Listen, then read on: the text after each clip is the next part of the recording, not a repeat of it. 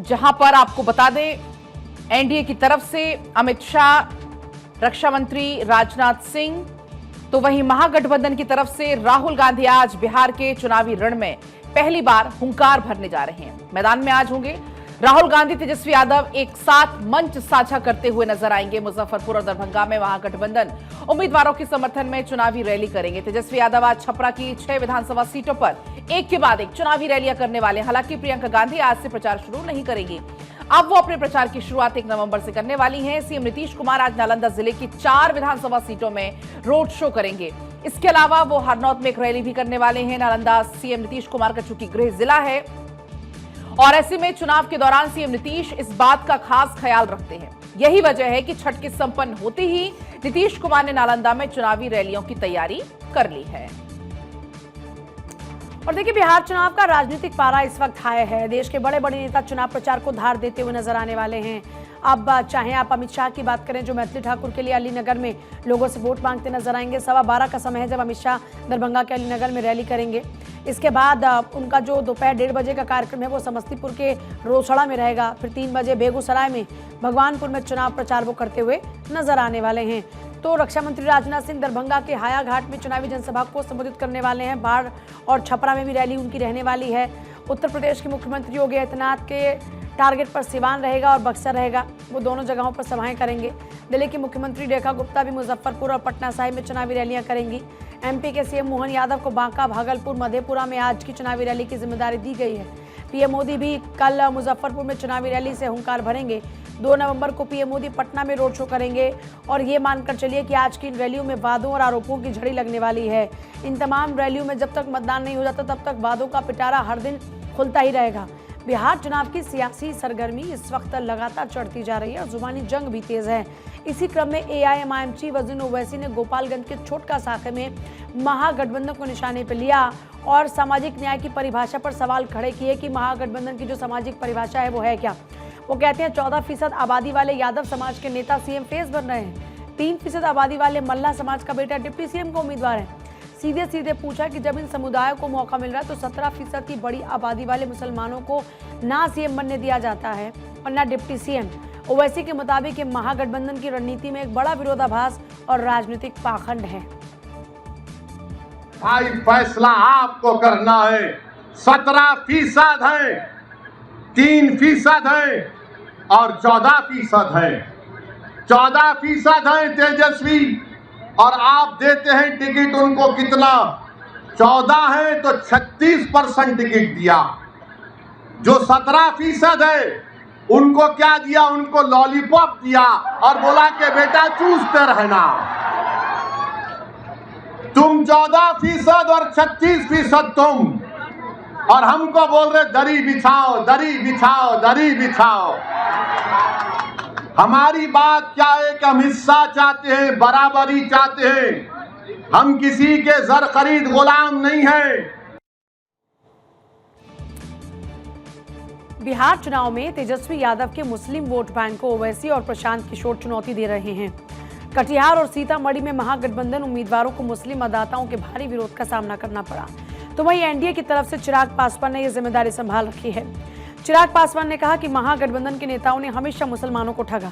उन्होंने कहा मुस्लिम भाई ये बात समझ गए हैं, इसलिए महागठबंधन के नेताओं को दौड़ाया जा रहा है। सीने पे तमगे की तरह कौन लगा के घूमते हैं ये? तो जब उप मुख्यमंत्री की घोषणा करने की बारी आई तो क्या किया आपने? और मुसलमानों को कब तक प्रभु डरा डरा के एनडीए में जाइएगा तो ये हो जाएगा, मोदी आएंगे तो वो हो जाएगा, कब तक डराइएगा? आज नहीं तो कल मुसलमान जागेंगे और समझेंगे कि भैया क्या किया आप लोगों ने। सच्चर कमेटी की रिपोर्ट सबसे बड़ा आईना है इन लोगों के लिए। इनके रहते हुए मुसलमानों के हालात देश और प्रदेश में क्या थे, ये सच्चर कमेटी की रिपोर्ट बताती है। तो ऐसे में ये चिंता ना करें कि हम लोग क्या कर रहे हैं मुसलमानों के साथ। आप लोग उनके तथाकथित स्वघोषित संरक्षक बन के फिर रहे हैं। आप लोगों ने क्या किया उनके लिए, ये तो बताइए। तो इस बार बिहार में एनडीए और महागठबंधन दोनों के लिए मुश्किलें कम नहीं, इसलिए दोनों ही तरफ से पूरा जोर लग रहा है। हर वर्ग को खुश करने के लिए एक से बढ़कर एक घोषणाएं हो रही हैं। जहां बीजेपी ने अपने मुख्यमंत्रियों, उप मुख्यमंत्रियों की पूरी फौज उतारी है, तो तेजस्वी एक दिन में 6 रैलियां कर रहे हैं। आज से उनके साथ राहुल भी मैदान में उतरे हुए नजर आएंगे। प्रचार धुआंधार जारी है। बिहार में जमीन पर इन पार्टीज को लेकर जनता में क्या चल रहा है, इसके लिए ग्राउंड जीरो का रुख करते हैं। हमारे संवाददाता सर्वेश हमारे साथ जुड़ रहे हैं। सर्वेश, चुनावी रैलियां लगातार देख रहे हैं ताबड़तोड़ जारी हैं, इस बीच ग्राउंड रिपोर्ट क्या कहती है, कौन किस पर भारी है? देखिए पूजा, 243 सीट हैं और इतनी जब सीटों की संख्या इतनी ज़्यादा होती है तो रैलियां भी उतनी ज़्यादा तादाद में करनी पड़ती है। और जिस तरीके से समय काफ़ी कम है, 6 तारीख को पहले चरण का मतदान होना है और वक्त काफ़ी कम है, इसलिए लगातार ताबड़तोड़ रैलियां की जा रही हैं। हालांकि बीच में पर्व भी आ गया था, छठ का महापर्व था, दीपावली थी, तो इसको लेकर भी थोड़ी सी रैलियों में कहीं न कहीं धार कम देखने को मिली और नेताओं के आने का भी सिलसिला जो था वो थोड़ा सा थमा था बीच में। लेकिन छठ कल खत्म हो गया, उसके बाद से आज से जिस तरीके से धुआंधार प्रचार अभियान शुरू हो गया, उसको देखते हुए ऐसा लग रहा है कि प्रचार के मामले में कहीं ना कहीं एनडीए को एज है, क्योंकि दीपावली के पहले से ही एनडीए के तमाम बड़े नेता बिहार का रुख कर चुके थे। और जहां तक अगर बात महागठबंधन की करें तो आज से राहुल गांधी इसकी शुरुआत करने जा रहे हैं। तेजस्वी यादव हालांकि दीपावली के बाद से थोड़े एक्टिव नजर आए हैं और आज से वो भी बहुत ज़्यादा एक्टिव हो जाएंगे। तो एक तरह से कहा जाए तो सह और मात का खेल चल रहा है। जहां तक बात की जाए ग्राउंड रियलिटी की, तो कहीं ना कहीं बैकफायर हुआ है महागठबंधन के साथ मुसलमान वोट को लेकर। जिस तरीके से उन लोगों ने अनाउंस किया, डिप्टी सीएम और सीएम के का चेहरा अनाउंस किया, उसके बाद से मुसलमानों के बीच में एक ये बात सामने आई है कि मुसलमानों की नाराज़गी इस बात को लेकर है क्योंकि उनकी फीसदी जो 17 से 18% उनकी संख्या है बिहार में, और वैसी परिस्थिति में उनको सिर्फ वोट बैंक की तरह इस्तेमाल किया गया है। और ये बात मुसलमान धीरे धीरे समझने लगे हैं और यही वजह है कि लगातार जो महागठबंधन के उम्मीदवार हैं, अगर मुसलमान बहुल इलाकों में वोट मांगने जा रहे हैं तो वहाँ पे उनको दौड़ाया जा रहा है, खदेड़ा जा रहा है, उनके साथ जो है उनका विरोध हो रहा है। तो एक तरह से देखा जाए तो कहीं ना कहीं इस मामले में महागठबंधन का जो बड़ा वोट बैंक है उसमें डेंट पड़ा है। और निश्चित तौर पर देखिए ओवैसी भी लगातार मैदान में हैं और उसके अलावा प्रशांत किशोर भी एक अलग फैक्टर के तौर पे काम कर रहे हैं। तो निश्चित तौर पे इसमें अगर इन तमाम चीज़ों को मिलाकर देखें तो कहीं ना कहीं इस पूरे मामले में एनडीए एज लेता हुआ दिख रहा है फिलहाल। पूजा, अच्छा, अब एनडीए इसमें आगे बढ़त बनाए हुए है, लेकिन इस बीच अभी मैनिफेस्टो का इंतजार है। ये जो INDI ब्लॉक का जो अपना एक मैनिफेस्टो है वो लोगों पर कितना इफेक्ट छोड़ रहा है? देखिए महागठबंधन का जो मैनिफेस्टो है उसके बारे में कहा जाए तो तेजस्वी यादव पहले भी कई सारी घोषणाएं उसमें कर चुके हैं, जैसे 200 यूनिट बिजली फ्री, 500 रुपये में गैस का सिलेंडर, महिलाओं को सामाजिक सुरक्षा बढ़ाकर 2500 रुपये करना, माई बहन मान योजना, दिव्यांगों के लिए अलग से योजना, जन वितरण कर्मियों के लिए अलग से योजना, जीविका दीदियों के लिए अलग से योजना। तो तमाम ऐसी घोषणाएँ हैं जो तेजस्वी यादव पहले कर चुके थे और उन्हीं को एक तरह से कहें तो कंपाइल करके ये जो तेजस्वी प्रण और तेजस्वी प्रतिज्ञा के तौर पे महागठबंधन ने अपना मैनिफेस्टो जारी किया है। हालांकि जो अगर सत्ताधारी दल एनडीए की बात करें तो कई ऐसे बयान आए हैं, उसमें सीधे तौर पे कहना है कि 15 साल जब इनके माता पिता का शासनकाल था उसी समय बिहार का प्राण ये लोग ले चुके हैं। तो तेजस्वी अब प्रण करें या कुछ भी करें, प्राण तो हर चुके हैं बिहार का ये लोग। अब इन पे भरोसा लोग पब्लिक करने वाली नहीं है। दूसरी बात, सबसे अहम बात यह है पूजा कि इसमें जो भी ये घोषणाएं कर रहे हैं उसका रोडमैप क्या होगा, उसमें पैसे कहाँ से लाए गए, बजटीय प्रावधान क्या होगा, इसके बारे में कल भी हमने सवाल किया था तेजस्वी यादव से, उसका जवाब वो नहीं दे पाए थे। उन्होंने कहा था कि बताएंगे, इसका रोडमैप हम लोगों के पास है और हम लोगों ने पूरा एकदम आकलन करके रखा हुआ है, एक्सपर्ट की राय लेकर इसको बनाया गया है, लेकिन रोडमैप क्या होगा, बजटीय प्रावधान कहाँ से कैसे होगा, इस पर उन्होंने कुछ नहीं कहा। तो एक तरह से देखा जाए तो निश्चित तौर पर ये तमाम जो चीज़ें कहीं ना कहीं ये पब्लिक को भी समझ में आती है। बिहार का जब मतदाता जो है काफ़ी जागरूक है और बिहार में रग रग में पॉलिटिक्स होता है, चाय की दुकान से टपरी से लेकर और 5 स्टार होटल्स तक आपको दिखने को मिलेगा कि राजनीतिक बयानबाजियां और राजनीतिक वार्ता चलती रहती है। तो ऐसी परिस्थिति में लोगों को ये समझ में आ रहा है कि तेजस्वी भले ही ये वादे कर रहे हैं लेकिन ये सब सत्ता पाने की उनकी लालसा है और इसी के लिए ऐसे वादे किए जा रहे हैं जो पूरे नहीं हो सकते हैं। और चलिए एक बार फिर अब बात कर लेते हैं बिहार की ही, क्योंकि 2025 के रण को जीतने के लिए चुनावी रैलियों के साथ साथ अब घोषणा पत्र में वादों की झड़ी लगाने का भी दौर शुरू हो चुका है। कल महागठबंधन ने अपने घोषणा पत्र से बिहार की जनता के लिए वादों का पिटारा खोल दिया। महागठबंधन ने बिहार विधानसभा चुनाव 2025 के लिए अपना घोषणा पत्र तैयार किया। इसका नाम तेजस्वी प्रण रखा गया। इस घोषणा पत्र के कवर फोटो पर तेजस्वी यादव की ही फोटो है। प्रेस कॉन्फ्रेंस के दौरान तेजस्वी यादव के साथ कांग्रेस के राज्यसभा सांसद अखिलेश सिंह और राष्ट्रीय प्रवक्ता पवन खेड़ा मौजूद थे, लेकिन कांग्रेस के कोई भी दिग्गज वहां पर नहीं थे। कांग्रेस के दिग्गज नदारद रहे। राहुल गांधी, प्रियंका गांधी, मल्लिकार्जुन खड़गे, बिहार कांग्रेस प्रभारी या फिर प्रदेश अध्यक्ष भी उस दौरान नहीं थे। महागठबंधन के डिप्टी सीएम चेहरे मुकेश सहनी और सीएम फेस तेजस्वी यादव की अगुवाई में ही जारी इस दस्तावेज में महागठबंधन ने रोजगार, सामाजिक न्याय, महिला सशक्तिकरण और किसानों के हित को प्राथमिकता देने का वादा किया है। गठबंधन ने यह कहा है कि यह सिर्फ एक चुनावी दस्तावेज नहीं बल्कि समृद्ध और न्यायपूर्ण बिहार के लिए एक निर्माण का ऐतिहासिक संकल्प है। संकल्प पत्र में नीतीश कुमार के नेतृत्व वाली एनडीए सरकार पर पिछले 2 दशक में शासन की विफलता, भ्रष्टाचार और बेरोजगारी बढ़ाने का भी आरोप लगा है। घोषणा पत्र में सबसे बड़ी घोषणा 20 महीने में हर परिवार के एक सदस्य को सरकारी नौकरी का भी ऐलान किया गया है। तेजस्वी का कहना यह है कि यह सरकारी नौकरी 20 महीने में दी जाएगी। इसके लिए 20 दिन में अधिनियम भी बना दिया जाएगा। बिहार की जनता इस बार नौकरी रोजगार वाली सरकार चाहती है। पढ़ाई, दवाई, कमाई, सिंचाई, सुनवाई और कार्रवाई वाली सरकार चाहती है। कारखाने यहां बिहार की धरती पे चाहती है, निवेश चाहती है, फूड प्रोसेसिंग यूनिट चाहती है, एग्रो बेस्ड इंडस्ट्री चाहती है, आईटी पार्क, SEZ जैसे चीजें बिहार में खुले, वो चाहती है।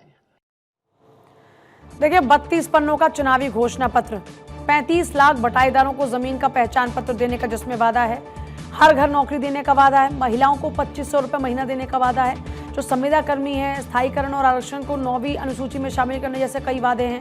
वक्फ बोर्ड कानून को रद्द करने का वादा भी इसमें कर दिया गया।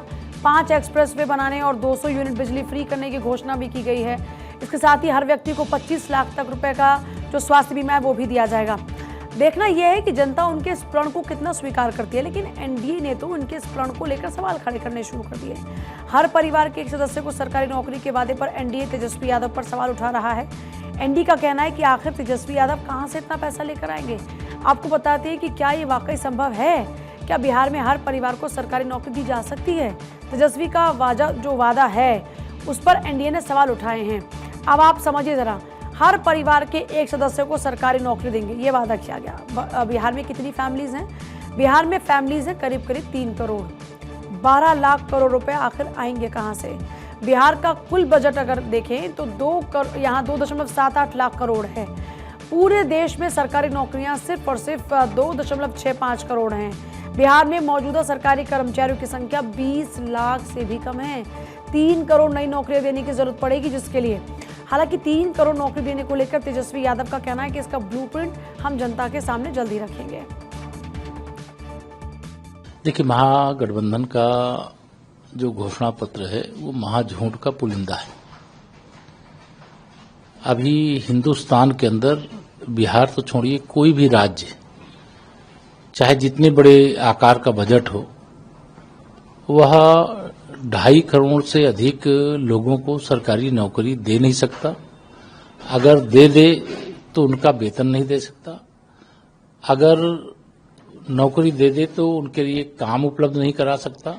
ये फर्जी घोषणा है और फर्जी घोषणे को बिहार की जनता समझ रही है और फर्जी घोषणा करके महागठबंधन, श्री तेजस्वी यादव, श्री राहुल गांधी और एंड कंपनी, ये सब लोग फंस गए हैं।